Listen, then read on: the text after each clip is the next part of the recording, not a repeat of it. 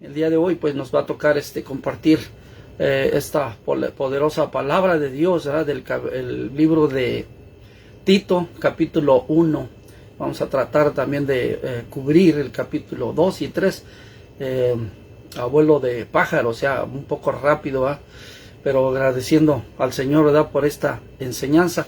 Y vamos a empezarlo con una oración pidiéndole al Espíritu Santo que nos dé la sabiduría y que Él tome control de esta enseñanza, donde la iglesia de Cristo Jesús va a ser ministrada, o vamos a ser, vamos a ser ministrados por la palabra de Dios, porque ese es el poder de la palabra del Señor en nuestras vidas, ¿verdad?, que nos da la enseñanza, la instrucción. Y vamos a empezar con esta oración. Padre Celestial, te doy gracias, Señor, por todo lo bueno y maravilloso que tú has sido. Señor, te doy gracias por este privilegio que me das, el escudriñar tu palabra y compartirlo con tu iglesia, Señor. Esta iglesia, Señor, que tú, a precio de sangre, Señor, tú la compraste, y que tú, Señor, has dado el precio, tú has comprado a precio de esa sangre preciosa tuya, Señor, que nos has comprado y nos has dado el privilegio, Señor, de ser tus hijos, Señor, a través de creer en tu palabra, de creer en ti, Señor Jesucristo. Te damos gracias. En el nombre poderoso de Cristo Jesús te damos gracias. Amén y amén. Y vamos a dar inicio, ¿verdad? Primeramente, les da un saludo, ¿verdad?, de nuestra iglesia Misión Ebenezer Family Church, donde el día de hoy vamos a comenzar un servicio a través de esta modalidad, a través de este medio de alternativo, y le damos la grande bendición a nuestro Dios, ¿verdad?, por esa bendición que nos da. Yo primeramente, antes de empezar este servicio precioso, ¿verdad?, este servicio de bendición, agradecemos primero al Señor por algo bien importante, ¿verdad?, que nuestro hermano pastor Manny Figueroa está progresando, y a mí me llena de alegría, me llena de bendición, ¿verdad? Dice que nos gocemos con los que se gozan, y yo pienso que cada uno de los que estamos conectados el día de hoy estamos contentos porque Dios está restaurando a nuestro hermano pastor Manny Figueroa, que aún todavía permanece en el hospital, pero ya está recuperándose rápidamente, y eso es alguna noticia excelente que nos han dado el día de hoy a través de ese medio, ¿verdad?, que diariamente nosotros recibimos esos textos. Y gracias, Señor, por esa bendición que nos das, ¿verdad?, de nuestro hermano Manny, ¿verdad?, que lo amamos en el Señor, y así ha sido una grande bendición. Todos aquellos que hemos estado alrededor de él, del pastor, pues es una bendición, hermano. Si nos estás escuchando, te amamos y seguimos orando por ti, por esta rápida recuperación, porque te extrañamos. Y gracias, Señor, por esa grande bendición, y por la familia, primeramente por esta familia preciosa que el Señor le ha dado a nuestro hermano, que ahí está presente, y que está ahí como unos guerreros, como lo que son, ¿verdad?, guerreros de Cristo Jesús. Gracias, Señor, por esos guerreros que nos has dado. Y bueno, y vamos sin más preámbulo, voy a empezar esta preciosa enseñanza que va a estar basada en el libro de Tito, capítulo 1. Vamos a tratar de cubrir el capítulo 2 y capítulo 3. Voy a dar una introducción precisamente para poder entender, ¿verdad?, el trasfondo histórico en que se muestra el libro de Tito, donde el apóstol Pablo esta carta fue escrita por el apóstol Pablo, y Pablo lleva prácticamente hubo dos jóvenes, ¿verdad?, dos jóvenes, que en este caso es el joven Timoteo y Tito, ¿verdad?, y estas dos cartas son pastorales, ¿verdad?, con instrucciones principalmente a la iglesia del Señor, ¿verdad?, donde tenemos a un Timoteo que era un discípulo del Señor, que lo instruyó, y era judío, ¿verdad?, era judío Timoteo. En cambio, con Tito, cuando se presentaron Pablo y Timoteo a la iglesia de Jerusalén, precisamente le hicieron, le permitió Pablo que lo circuncidaran, que pudiera él predicar la palabra de Cristo Jesús ante los judíos, que eran muy reticentes, muy renuentes, ¿verdad? Que ellos siempre tenían esa reticencia de que querían que todos y cada aquella persona que llegara al cuerpo de Cristo Jesús se circuncidara. De lo contrario, no los consideraban como hijos de Dios. Entonces había en ese trasfondo histórico, ¿verdad?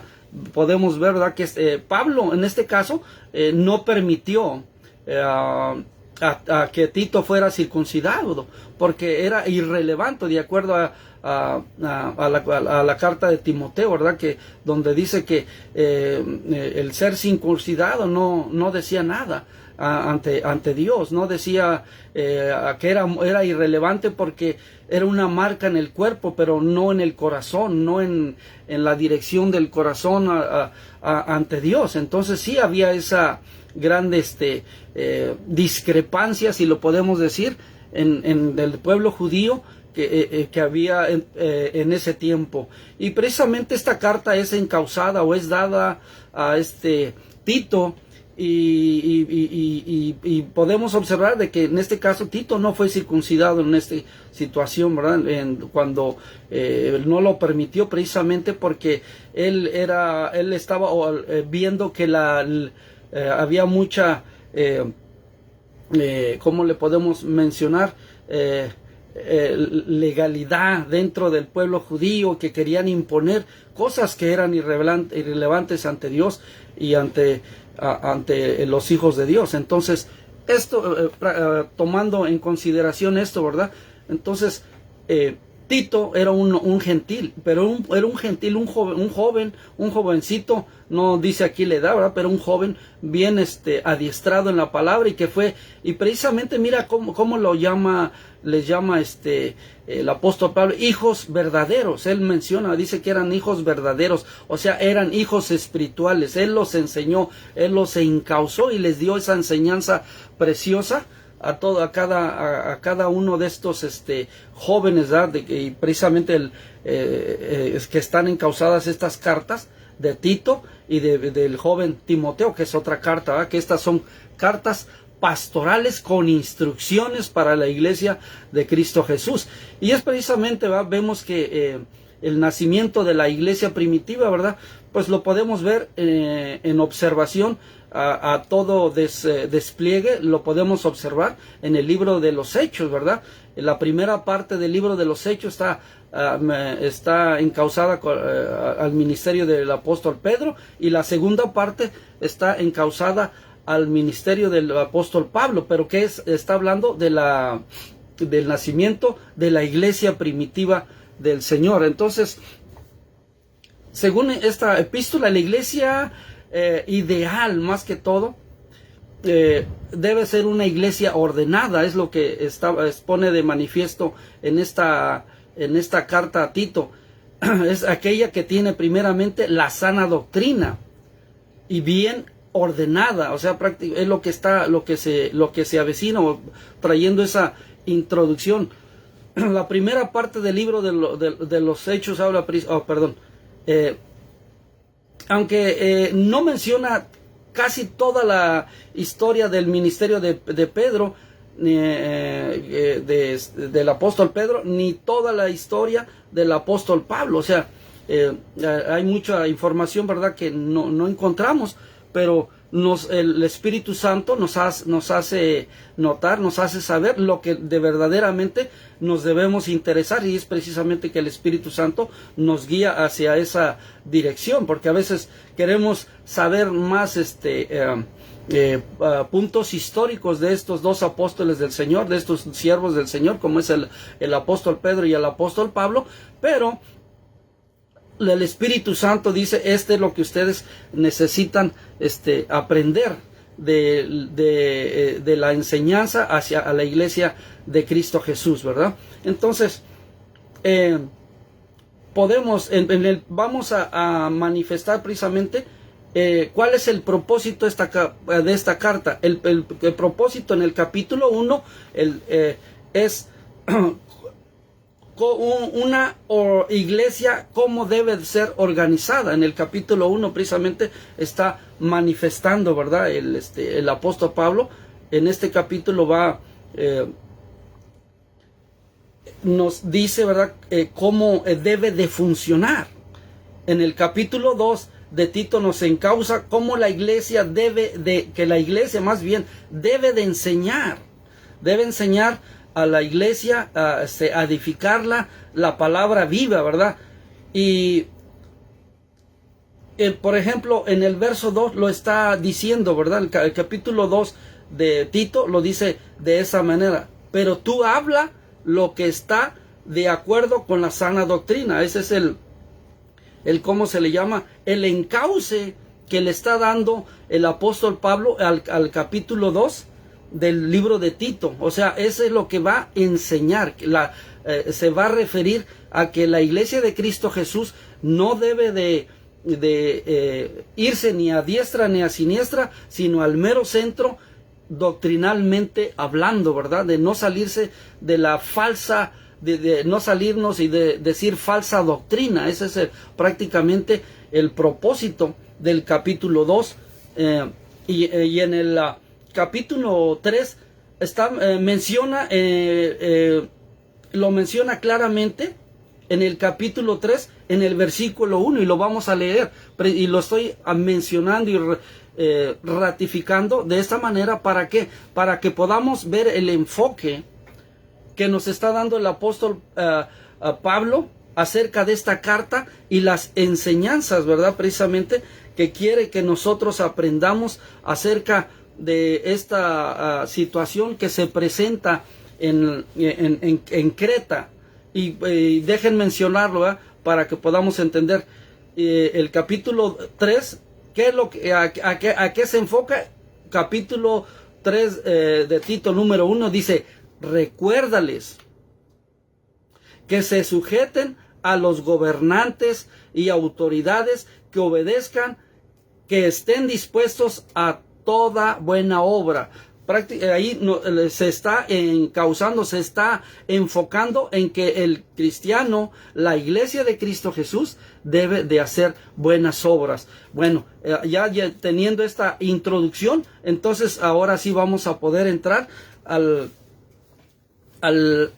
enfoque de la carta. Y la carta, para darle más visualización, en el capítulo 1, versículo 5, les está dando ese enfoque el apóstol Pablo a Tito y a la iglesia de Creta. Y mira, dice: por esta causa te dejé en Creta, para que corrigieses lo deficiente. Fíjense, aquí está haciendo una señalización muy fuerte el apóstol Pablo acerca de la iglesia en Creta, en esta isla, ¿verdad? Que cuando nosotros lo vemos, ¿verdad? Esta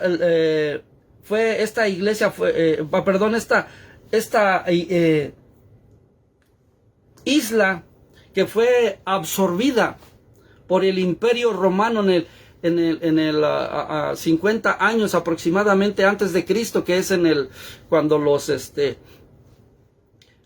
cuando el imperio la absorbió, ¿verdad? A esta isla, y se le puso como parte del imperio, ¿verdad? Pero aquí el apóstol Pablo les está señalando algo muy fuerte. No sé si lo puedan observar, ¿verdad? En el capítulo 1, versículo 5, está haciendo una señalización y principalmente el enfoque de esta carta. Fíjense, escuchen bien, otra vez lo voy a repetirse: por esta causa te dejé en Creta. ¿A quién le está diciendo?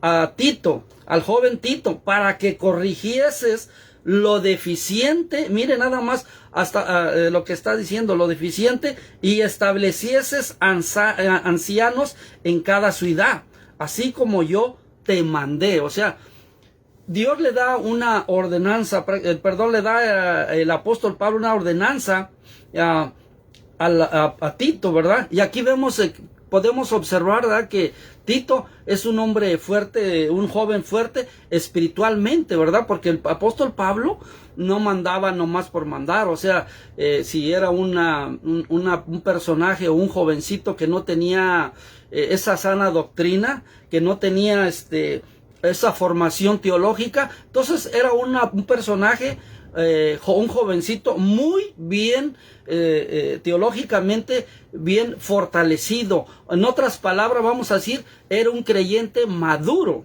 de tal grado para que el apóstol Pablo le diera esa ordenanza, es porque el apóstol Pablo lo vio con esa fortaleza espiritual, ¿verdad?, para hacer el trabajo y corregir la situación en que se encontraba esta iglesia en Creta, ¿verdad? Entonces, miren otra vez, para que corrigieses lo deficiente, o sea, hay una deficiencia, y precisamente en la literatura secular habla de esta isla, o de esta parte como tipo civilización, donde está describiendo la historia secular, que era una gente muy mentirosa, ¿verdad? Aunque aquí lo está diciendo también el apóstol Pablo, ¿eh? Y entonces, ya entrando en el enfoque, entonces vayamos al capítulo 1, ¿verdad? Para entrar de lleno a este capítulo 1 del libro de Tito. Y luego se hace mención, y cómo sabemos nosotros que esta carta la escribió Pablo. Miren, lo menciona muy claramente el capítulo 1, y dice: Pablo, fíjense nada más, siervo de Dios y apóstol de Jesucristo, conforme a la fe de los escogidos de Dios y el conocimiento de la verdad que es según la piedad. Entonces, desde ahí él está haciendo esa introducción, el apóstol Pablo, que él es Pablo, Pablo, siervo de Dios. O sea, él está mencionando que él escribió esta carta a Tito, ¿verdad?, con una ordenanza, y luego nos dice que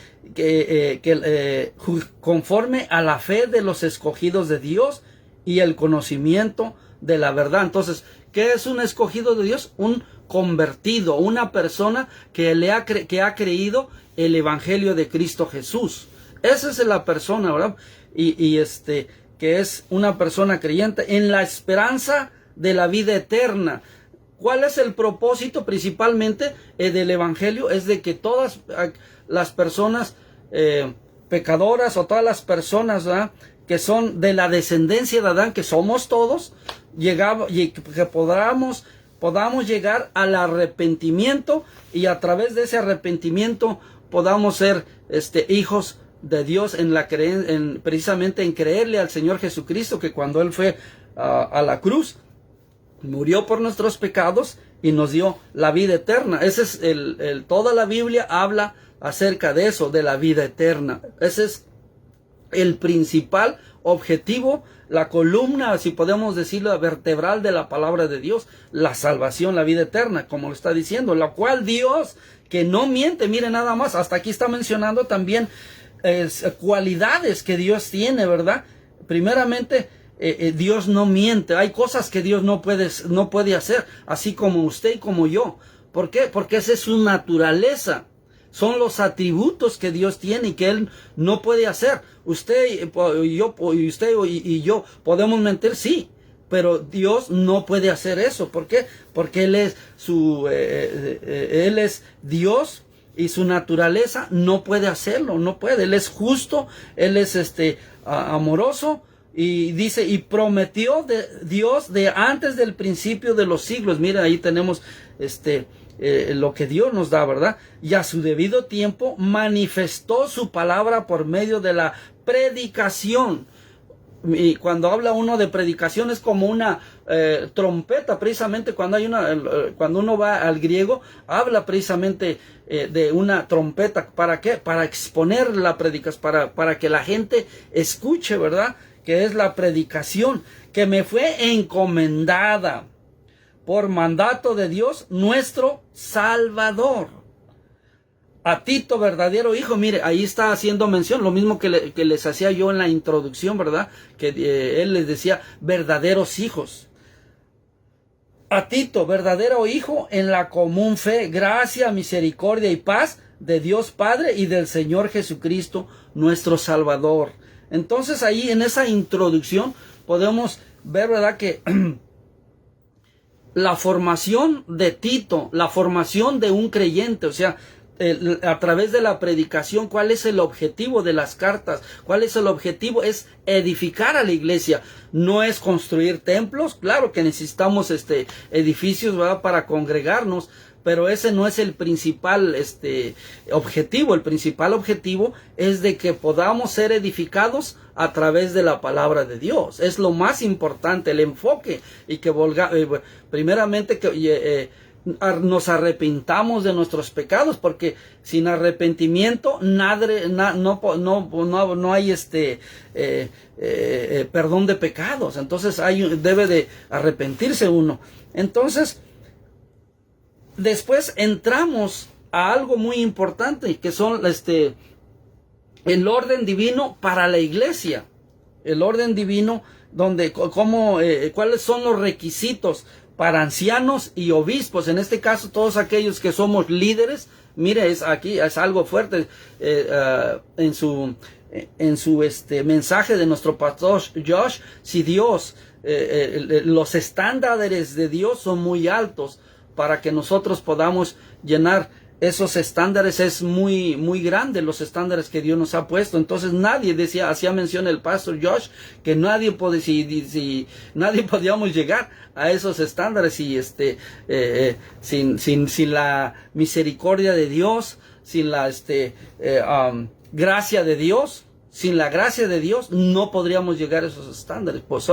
Solamente por la gracia de Dios podríamos. Entonces vayamos, ¿cuáles son los requisitos que un líder, un obispo, un anciano, que son gentes? Cuando habla de ancianos, no estamos hablando de personas que ya son 60, 70 años. Hay jóvenes que pueden ser ancianos. Ancianos se refiere al conocimiento de la palabra o la madurez espiritual en el Evangelio de Cristo Jesús.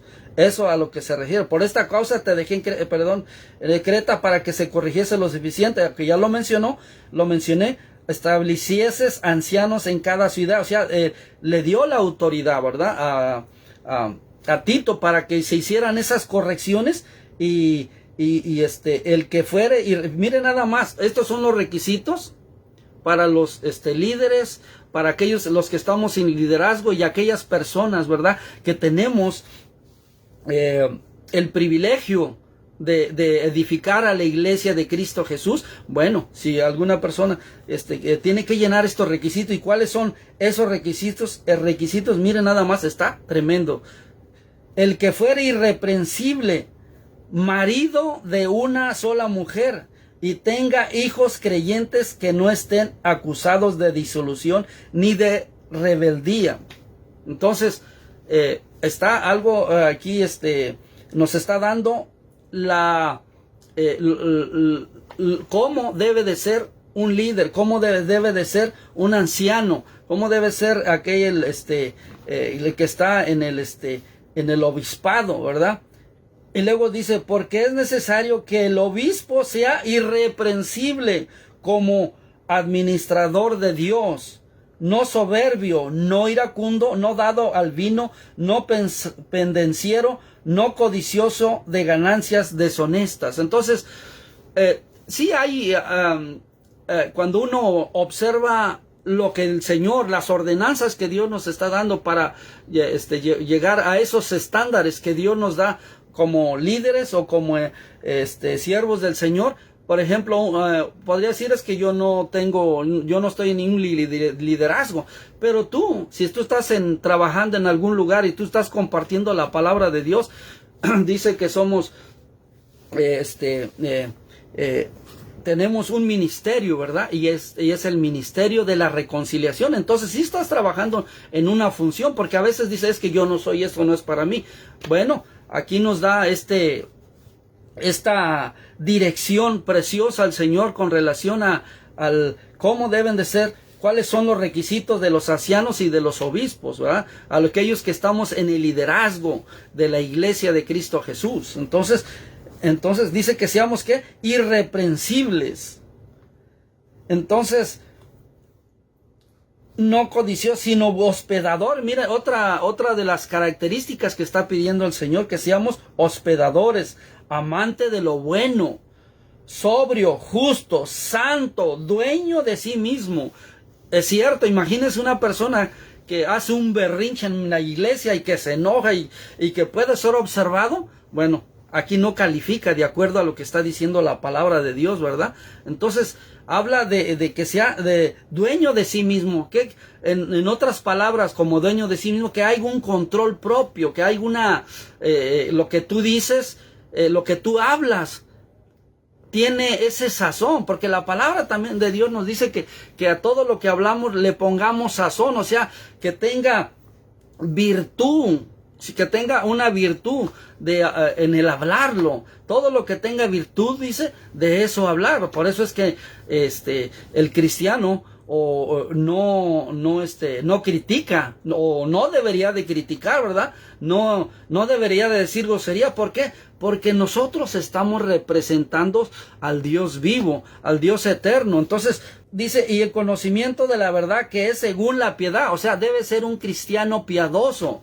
Cuando usted lo pone, ve cómo se enfoca y cómo debe ser ese cristiano o ese líder o aquella persona que está discipulando. Bueno, aquí están los requisitos que nos está pidiendo el Señor, ¿verdad? Para que tengamos ese trabajo que Dios nos ha dado. Y dice, retenedor de la palabra fiel. La palabra fiel, o sea, la sana doctrina, en este caso, la palabra fiel en cómo hablamos, cómo nos comunicamos con nuestros semejantes. O sea, todo tiene sentido, no solamente en la iglesia, porque en la iglesia puede uno parecer santo, así, que le salen uno las alas alrededor, que puede uno hasta poder ver la aureola, pero salen a la calle, son unos chamucos, unos chanclas, o sea, unos demonios, perdón, disculpe, pero esa es la realidad. O sea, se convierten en otra cosa. Entonces, que haya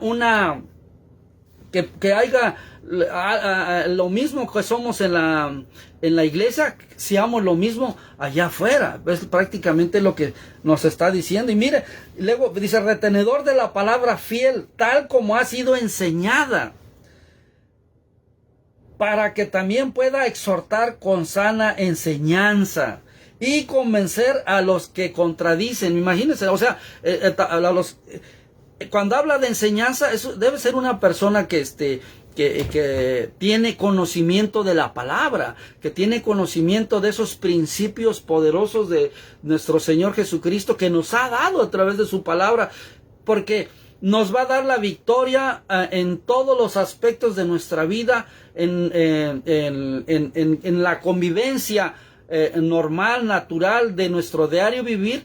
Pues esto nos va a dar algo precioso, nos va a hacer brillar el Señor ante otras personas. Cuando hablamos, hasta van a escuchar, es más, hasta van a dejar de hablar para escucharlo a usted, ¿verdad? Para darle, prestarle oído, porque usted tiene algo importante que está diciendo, que va a decir, y que tiene mucha congruencia, que tiene mucha, ¿cómo se llama? Que tiene espíritu de Dios, porque la palabra de Dios es espíritu de vida, espíritu de bendición. Cuando tú estás comunicándote con otras personas, ellos pueden percibir, ¿verdad? Que hay algo natural, algo precioso, que hay algo que ellos no tienen, pero que tú lo tienes. ¿Y por qué te prestan atención? Precisamente porque es algo que en su espíritu, en su alma, es una necesidad, un deseo de escuchar de esa palabra. Por eso es que la palabra de Dios nos dice que debemos de ponerle ese sazón a las cosas, esa forma de hablar, que tiene una grande congruencia con todo lo que decimos y lo que vivimos. O sea, siempre va a haber una congruencia. Y otra cosa, una persona dice exhortar con sana enseñanza. Una persona cuando habla con sana enseñanza quiere decir que es una persona preparada. O sea, ¿qué nos está diciendo la palabra? Que tenemos que estarnos nutriendo de la palabra, y esos principios van a ser mella. Yo no sé, pero ustedes lo han experimentado, aquellos que están del otro lado, ¿verdad? Que cuando usted habla, las personas sienten ese amor, ese deseo de escuchar de la palabra. ¿Por qué? Porque la palabra es poderosa, es ¿cómo se llama? Nos mueve nuestras entrañas, nos mueve todo nuestro ser. ¿Por qué? Porque ese es el poder de la palabra de Dios. Y dice, y convencer a los que contradicen, porque en el mundo va a haber muchas contradicciones porque tienen sus filosofías, pero la filosofía de Dios y la filosofía del mundo es muy diferente. El mundo podrá decir, si tú me la haces, me la pagas, mas sin embargo, en el caminar con el Señor, te amamos en el Señor, hay ese control propio, ese control de sí mismo, ¿verdad? No hay esa resistencia, o sea, no se contrapone al otro, no se pone en la misma condición que el otro, sino al contrario, por como lo dice la palabra, la blanda respuesta va a bajar la situación que está en su cúspide. Entonces lo baja. ¿Por qué? Porque la palabra, o sea, es un control, pero ese control, cuando no hay una resistencia, el otro jala y el otro jala, pues hay un deseo de jalar, pero cuando tú sueltas ese tiraje, ya el otro no, pues es que ya no le jala. ¿Por qué? ¿Para qué le voy a jalar si ya no tiene sentido? El otro no está diciéndome, o contradiciéndome de lo que me está diciendo. Entonces, sí hay ese, y convencer a los que contradicen. O sea, ¿cómo tú vas a lograr a convencer? Con la palabra de Dios, efectivamente, pero ese es conocimiento. ¿Conocimiento de qué? De la palabra de Dios. ¿Y por qué el Señor nos dice, mi pueblo sufre? ¿Por qué? Por falta de conocimiento. ¿Y conocimiento de qué? De la palabra de Dios. Esos principios que el Señor nos está dando en la palabra son poderosos, que hasta en las mismas pláticas te desarman. ¿Por qué? Porque esta palabra llega al Espíritu, porque toda la palabra de Dios es como una espada de dos filos. Eso es algo extraordinario, que Dios nos ha dado en su palabra. Y dice, y pues vayamos un poquito más rapidito, ¿verdad? Porque hay aún muchos contumaces, habladores de vanidades y engañadores. Bueno, eso es lo que es el mundo, ¿verdad? Eso es lo que se manifiesta el mundo. Mayormente los de la circuncisión. Bueno, aunque aquí está hablando de la iglesia, ¿verdad? Como los de la circuncisión, en este caso el judío, ¿verdad? Quería imponer sus ¿cómo se llama? Sus tradiciones dentro del cuerpo de Cristo, cuando Cristo Jesús vino y murió por nosotros y nos hizo libres. Entonces hacían más casos que tú no debes en el caso, vamos a poner un caso muy que saltaba mucho con los judíos, es de que tú, ¿por qué estás comiendo esta carne? Es que no debes de comer. Primero ellos llegaban los gentiles, ¿verdad? Se lavaban las manos hasta los ojos. Mira, estos ingratos y circuncisos ni se lavan las manos, y miren, y perdían la bendición de Dios. Y cuando los gentiles llegaban, oh, thank you Jesus, thank you Señor, gracias por esta comida, y ellos bien gozosos comiendo esa comida rica, y los otros, míralos cómo comen, mira cómo se están, estos no son hijos de Dios. O sea, se fijaban en cosas irrelevantes, cosas que no tenían sentido en la vida cristiana.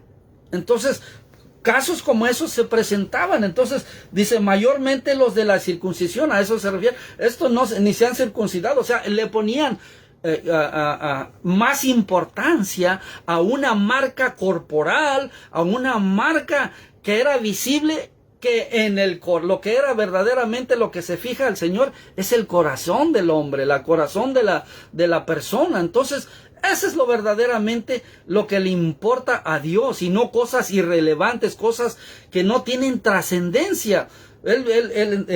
Entonces, a los cuales es preciso tapar la boca. Mira, aquí Pablo está, o sea, ese tipo de problemática se presentaba en esta iglesia de los cretenses, que eran mentirosos, precisamente eran unos mentirosos,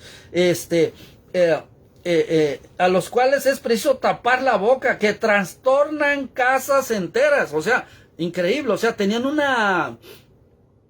con su tradición, ellos jalaban a todos. Entonces, en este caso tenemos a un Pablo que le dice a Tito, pon esto, y precisamente lo manda porque él veía, ¿verdad?, la formación que Pablo le dio. O sea, si Pablo lo formó a Tito espiritualmente, y él dice mi hijo, o sea, y lo decía con permítame decir, a ver, otra vez, por esta vez, más para que vean, a Tito, verdadero hijo. Fíjense nada más cómo el apóstol Pablo le dice a Tito, verdadero hijo en la común fe, gracia y misericordia y paz. Entonces lo manda a llevar a cabo este trabajo,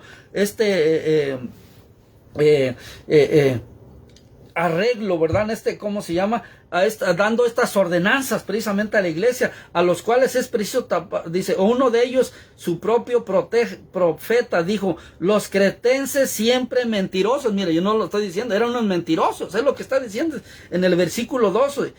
Dice, uno de ellos, su propio profeta, dijo, los cretenses siempre mentirosos, malas bestias. Mire, wow. Era algo fuerte el apóstol Pablo aquí, la forma que lo está traduciendo, en este caso, en esta versión, lo está diciendo, pero en otras versiones lo dice fuerte, pues, dice, malas bestias, glotones y ociosos. Entonces, hay esa observancia, o sea, le está dando esta carta a Tito, ¿para qué? Para que hiciera esos requisitos de ancianos y obispos. Entonces le dio estas ordenanzas. ¿Y qué es lo que sucede? Que Tito, ¿verdad?, formó, o más bien aquellos ancianos, porque los ancianos no se forman de la noche a la mañana, ya están ahí, simplemente vienen, en este caso como Tito, ¿verdad?, y impone manos. O sea, porque hay otra parte de la escritura, dice que no impongamos ligeramente las manos, pero se refiere a dar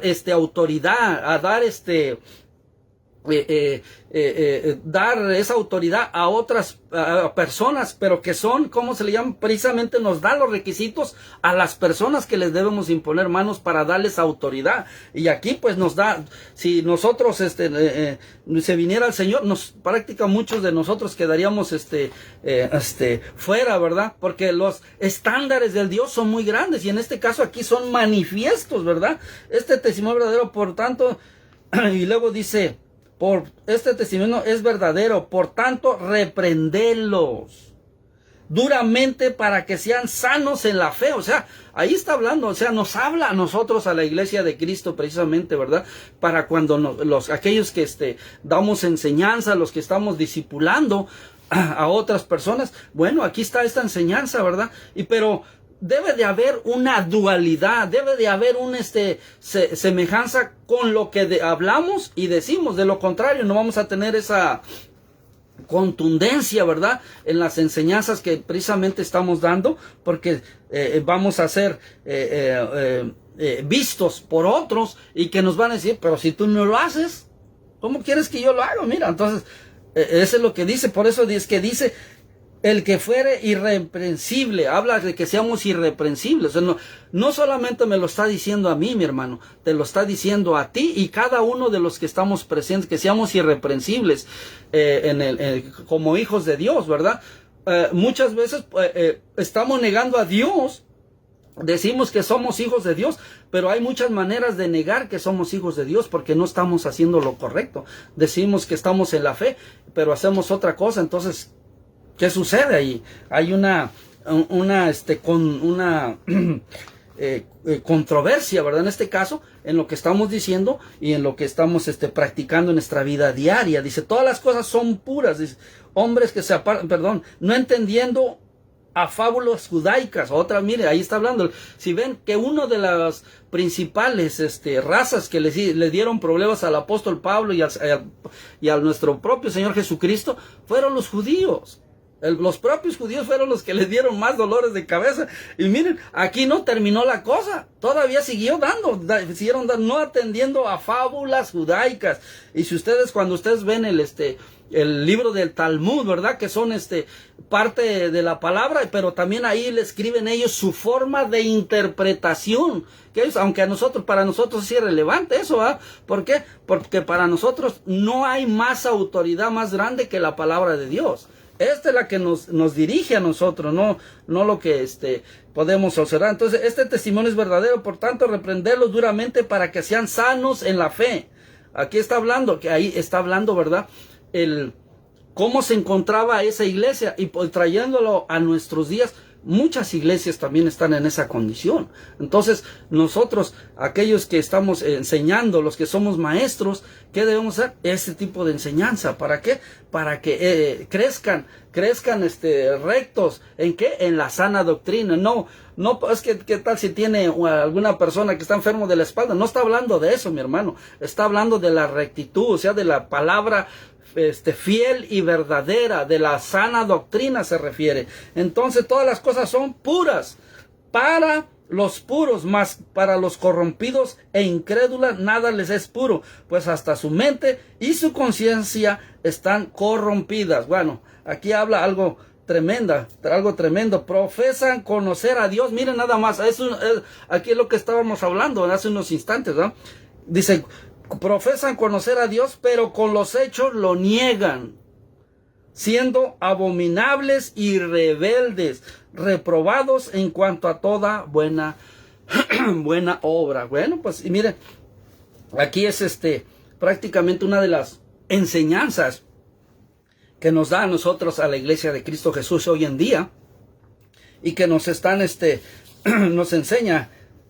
Entonces, y miren, en el capítulo 2, rapiditamente, ¿verdad? Es lo que decía, aunque ya lo dije en la introducción, ¿verdad? ¿A qué se refería? ¿Qué es lo que está tocando el apóstol Pablo en el capítulo 2?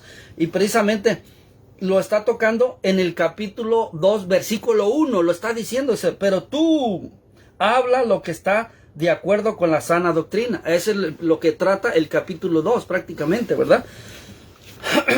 Que los ancianos sean sobrios, serios, prudentes, sanos en la fe, en amor, en la paciencia. Aquí cuando hablamos de ancianos, hacía referencia, ¿verdad? Que no estamos hablando de personas viejas, sino personas que pueden ser personas jóvenes, pero que están espiritualmente maduros y también fuertes en su cuerpo, lo que podríamos decir, pero habla principalmente que tienen control propio. Entonces, ahí es importante nosotros, aquellos que están empoderando, están dando, legando autoridad a otros, precisamente nos dice que no pongamos tan fácilmente nuestras manos, o sea, dándole la autoridad a esta persona, aunque a veces se ha tergiversado, ¿verdad? Entonces, y mire también en este caso las ancianas, o sea, que a veces podríamos decir, también hay ancianas dentro de la iglesia de Cristo. Sí, miren, las ancianas asimismo sean reverentes en su porte, no calumniadoras, o sea, no chismosas, ¿verdad? En buen cristiano, no calumniadoras, no esclavas del vino, o sea, que ahí, miren, hasta eso hace mención, ¿verdad? Del vino, maestras del bien, que enseñan a las mujeres jóvenes a amar a sus maridos y a sus hijos. Miren qué enseñanza. Entonces aquí hay mucho, aquí en este solo versículo podrá haber hermanas que a veces se pasan completas predicaciones que enseñan a las mujeres jóvenes a amar a sus maridos y a sus hijos.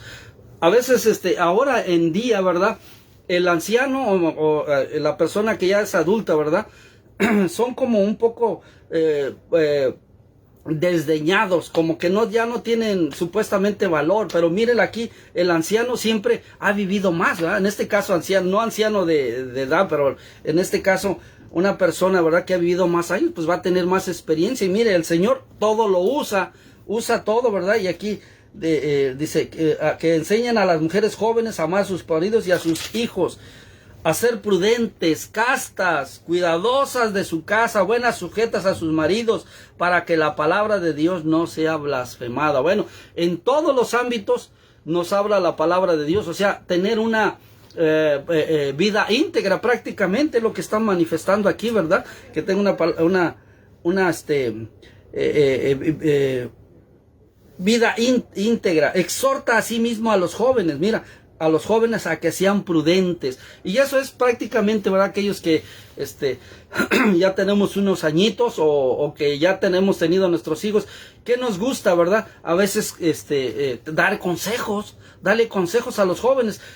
Es escrituralmente, ¿verdad? Escrituralmente, mira, nos dice que ese conocimiento, no, que aunque ya lo absorbimos, lo demos a otros, a nuestros jóvenes, ¿verdad? Que les demos pasemos ese conocimiento. ¿Para qué van a batallar no teniendo que batallar nuestros jóvenes? Entonces ellos, que sepan absorber ese conocimiento, ¿verdad? Que se nos ha dado. Y luego dice, presentándote tú en todo como ejemplo de buenas obras. Miren, ahí está.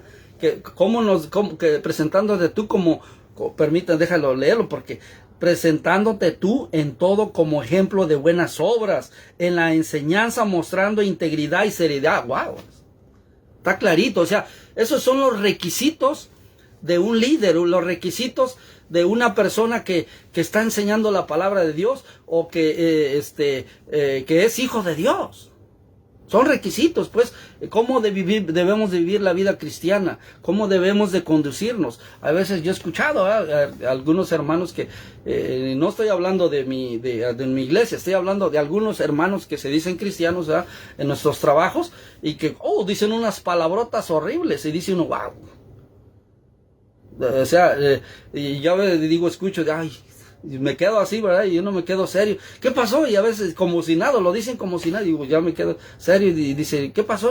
No, simplemente escuché, ¿verdad? Pero como que le duelen a uno los oídos, ¿verdad? Como que hay algo ahí que no está correcto. Entonces, debe haber un sazón en nuestra boca, ¿verdad? Las cosas que van a salir de nuestra boca. Por eso dice la Escritura que nuestro Señor dice que no, lo malo no es lo que entra, sino lo que sale de nosotros, lo que sale de nuestro corazón. Entonces, hay una enseñanza preciosa de parte de Dios para nosotros, ¿verdad? Y dice, palabra sana e irreprochable, de modo que el adversario se avergüence. Cuando usted habla correctamente, el otro se va a sentir incómodo. Yo lo he visto, se siente incómodo, pero usted no le ha dicho nada. Simplemente usted está ahí presente y el otro dice, ay, perdona, ¿de qué? Yo nomás me quedé así, yo no digo nada, pero sí, dice, ¿de qué? Dice, palabra sana e irreprochable, de modo que el adversario se avergüence y no tenga nada malo que decir de vosotros. Exhorta a los siervos a que se sujeten a sus amos, que agraden en todo, que no sean respondones. Bueno, está hablando en un tiempo, ¿verdad? Donde en aquel tiempo existía la esclavitud, en este caso, ¿verdad? En el Imperio Romano. Está hablando en ese contexto histórico. No defraudando, sino mostrándose fieles en todo, para que en todo adornen la doctrina de Dios nuestro Salvador. Es una esencia muy grande, muy fuerte, ¿verdad? Que nos está diciendo ahí la palabra de Dios, ¿verdad? Nos está guiando, nos está poniendo la directriz hacia dónde nos dirigimos, hacia cómo nos debemos de dirigir, ¿verdad?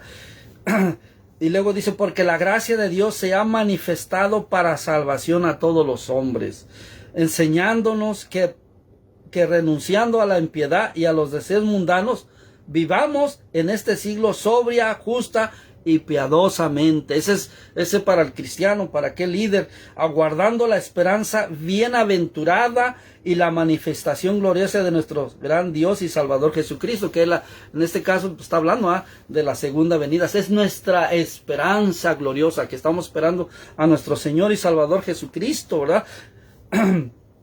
Y guardando la esperanza, quien se dio a sí mismo por nosotros para redimirnos de toda iniquidad. O sea, y purificar para sí un pueblo propio, celoso de buenas obras. Nuevamente, el capítulo 2 de Tito habla sobre las buenas obras, o sea, la fe, ¿verdad? Es como a veces pensamos que se contradice con el libro de Santiago, ¿verdad? Que la fe sin obras no es fe. Entonces, la fe, aunque la salvación es por fe, no por lo que yo hago, pero el recibir al Señor, al recibir hay una manifestación gloriosa en mi vida de parte de Dios para el hacer buenas obras. ¿Qué es lo que hace? Es porque ya el Espíritu Santo de Dios mora dentro de nosotros y crea dentro de nosotros esas buenas obras, esa forma de comunicación, ese nuevo nacimiento en Cristo Jesús es lo que se manifiesta en la forma de comportarme, en las buenas obras y todo eso. Pero no es porque no soy salvo. Yo no me salvo porque hago buenas obras. ¿Cuántos hemos escuchado a veces esos que me voy a salvar? O algunos creen, ¿verdad? Que se van a salvar por hacer buenas obras. No, porque dice la palabra, mas vosotros sois salvos por medio de la fe. Ahí lo dice claramente, no por obras para que nadie se gloríe. Claramente y contundente nos dice. Entonces no hay ningún error o alguna divagación fuera de lo que es la palabra de Dios, sino nos guía hacia eso, que pues por medio de la fe. Y aquí lo manifiesta, esto habla y exhorta y reprende con toda autoridad, nadie te menosprecie. ¿Por qué? Dice nadie te menosprecie porque Tito era un joven, pero un joven fuerte, un joven con ¿cómo se llama? Con carácter. Por eso es que lo mandó, ¿cómo se llama? El apóstol Pablo puso esa autoridad y dice, haz esto, para eso te mandé. Regresemos al capítulo 1 del versículo 5. Por esta causa te dejé en Creta, para que corrigiese lo deficiente y establecieses ancianos en cada ciudad, así como yo te mandé. Entonces ese es el trabajo, ¿verdad?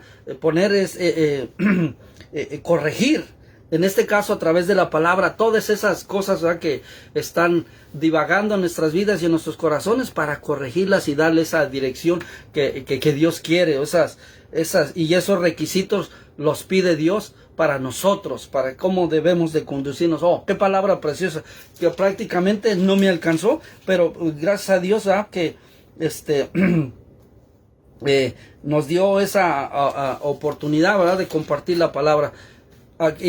Como lo dice el capítulo 3, recuérdales que se sujeten a los gobernantes y autoridades, que obedezcan, que estén dispuestos a toda buena obra. El capítulo 3 eso de que hacer lo que son las obras humanas. ¿Para qué? Para agradar a Dios, no para que recibir la salvación eterna. Ya lo hice, ya lo mencioné, sino es para qué. Porque ese es lo que Dios hace en nuestras vidas. Son los frutos que el Espíritu Santo de Dios crea en nuestras vidas.